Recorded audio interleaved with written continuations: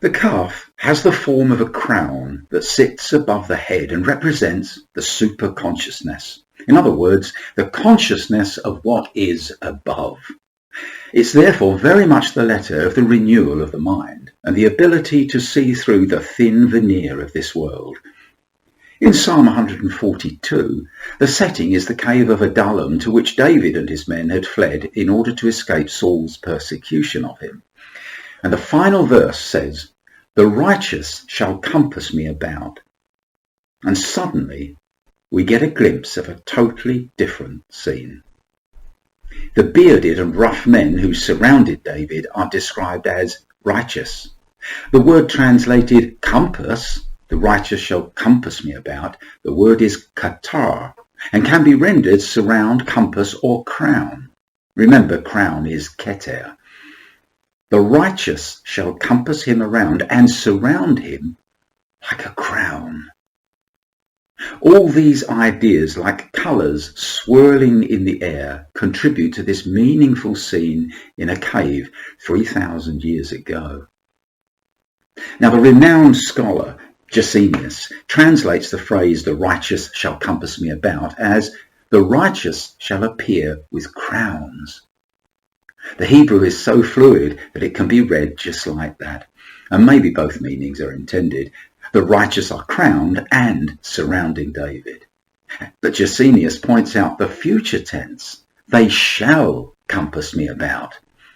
The Jewish translation has another angle, "the righteous shall crown themselves with me." Now, David was a prophet as well as a king, and it's as though he's struggling to describe something he sees, something very profound that's suggested to him by the cave and his band of fighters. Jump forward to the scene in heaven described in Revelation chapter 4. It says this, "Surrounding the throne were 24 thrones, and upon the thrones I saw 24 elders sitting, clothed in white raiment, and they had on their heads crowns of gold." Just as in the psalm, there is a righteous company surrounding a central figure, and they are crowned. In verse 6 of Revelation, we are told that the area before the throne was a sea of glass like crystal. And in verse 10, the 24 elders cast their crowns before the throne, singing praises. Back to the cave. In the flickering torchlight, a fugitive king in waiting hides out in a huge cave in the wilderness, surrounded by a large band of bearded, tough and armed individuals. But God was in the cave with David and gave a glimpse of another reality, of which the cave scene was but a shadow. In place of the fugitive King David, see the throne of God and the Messiah. Instead of bearded and scarred warriors, see glorified kings and priests unto God. The swords and shields are crowns, and the murkiness of the cave gives way to a hall with a floor of glass crystal. Oaths of allegiance become songs of adoration. We know that God shares his inner thoughts with his prophets. In fact, it says that he does nothing without sharing his thoughts with them. Amos 3 verse 7. When he planned the destruction of Sodom, he said to himself, "Should I keep what I'm about to do from Abraham?" And he revealed it to Abraham. When the deep and dreadful darkness fell upon Abraham, God revealed the suffering that his descendants would need to suffer. Judaism teaches that he saw the Holocaust. But thank God, more welcome things were also shared.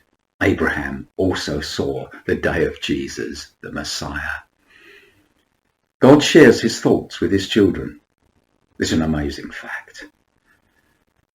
The calf represents the superconsciousness, the awareness of the underlying mystery of all things. Don't let the thin veil of this world hide from you the deeper significance of everything. The things of this world are as thin as the coating of oil on the surface of water, yet people are fooled into thinking the things seen are the most important reality. They aren't. We must exercise the spiritual insight that God has given us and train ourselves to see beyond, to see the real significance of things. Sometimes a shabby, maybe even a desperate situation here may be filled with glory. Wurmbrand, in solitary confinement, said that the walls of his cell shone with precious stones. He was sad to leave it. The converse is also true. A scene of wealth and splendour here may be a den of evil spirits. The visible is temporal and will dissolve when the eternal appears. We must prepare ourselves for that great day. There is a mysterious parallel between what is and what is to come. Just as strangers can turn out to be angels, so situations are often loaded with higher significance. Don't miss an opportunity to be faithful, courageous, or self-giving in these present mundane surroundings, because these are sure to melt away one day, and the true value of our actions will be revealed. Most of us would find it easy being a hero in the kingdom or in heaven, but it's here that counts. Here we are in training. As has been said, we are spiritual beings in a body, not a body that happens to have a spirit. Now, in the next video, we'll explore this idea a little further to see what it could mean for us living in this tumultuous age.